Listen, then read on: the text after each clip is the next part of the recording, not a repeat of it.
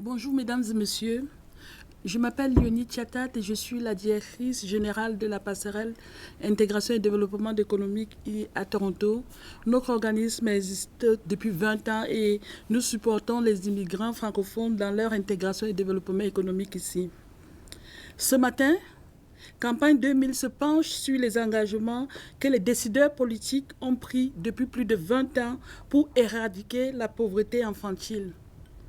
En Ontario, en 2014, nous sommes loin de pouvoir parler du progrès dans ce domaine.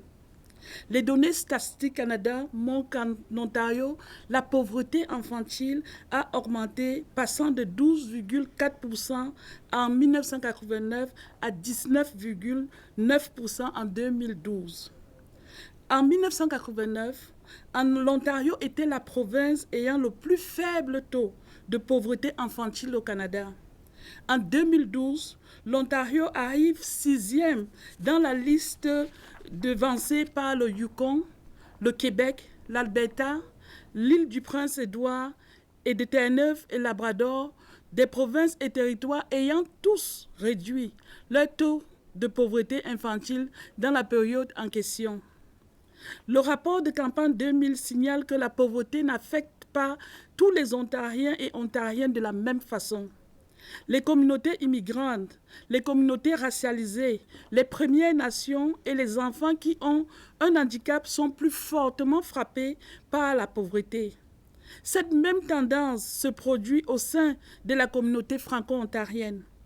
À titre d'exemple, les données du recensement de 2006 pour la région métropolitaine de Toronto montrent que chez les filles de 0 à 14 ans, alors que 18,3% des filles francophones nées au Canada vivaient en situation de faible revenu en 2006, 34,5% des filles francophones immigrantes étaient dans la même situation. Alors que 9,4% des filles francophones non racialisées vivaient en situation de faible revenu en 2006, 34,8% des filles racialisées étaient dans la même situation. Si nous prenons par exemple chez les garçons du même groupe d'âge de 0 à 14 ans, alors que 16,12% des garçons francophones nés au Canada vivaient en situation de faible revenu en 2006, 35,6% des garçons francophones immigrants étaient dans la même situation. Alors encore, 9% des garçons francophones non racialisés vivaient en situation de faible revenu en 2006, 3,7% des garçons racialisés étaient dans la même situation. Comme on peut le voir, si l'écart est grand entre les enfants francophones nés au Canada et les enfants francophones immigrants, un écart plus prononcé sépare les enfants francophones non racialisés et les enfants francophones racialisés. Campagne 2000 adresse aujourd'hui plusieurs recommandations au gouvernement fédéral et provincial.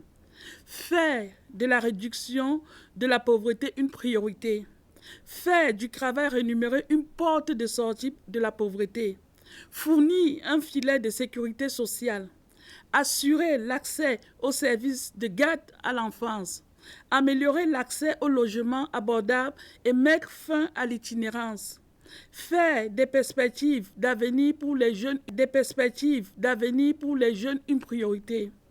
Je voudrais certainement souligner que toute approche de réduction de la pauvreté doit suivre une méthode pro-équité, attentive aux facteurs d'inéquité tels la racialisation du marché du travail et mettre au point des mesures adaptées pour pallier le déséquilibre qui affecte particulièrement les groupes vulnérables.